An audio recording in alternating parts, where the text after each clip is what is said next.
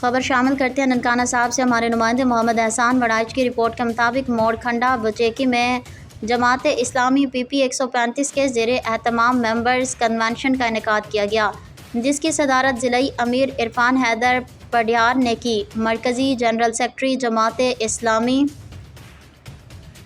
پاکستان امیر العظیم نے بطور مہمان خصوصی کنونشن میں شرکت کی۔ کنونشن میں ڈپٹی سیکرٹری وسطی پنجاب رانا تحفہ دستگیر، ضلعی جنرل سیکرٹری ہمایوں محمود کالوں، امیر PP 135 حکیم عبدالغفار ناصری سمیت دیگر عہدیداران اور ضلع بھر سے کارکنان نے شرکت کی۔ کنونشن سے خطاب کرتے ہوئے مرکزی جنرل سیکرٹری امیر العظیم نے کہا کہ اشرافیہ اور مافیات نے اس ملک کے وسائل کو بے دردی کے ساتھ لوٹا۔ جماعت اسلامی کی سیاست خالی نعروں اور جھوٹے وعدوں کی سیاست نہیں ہے۔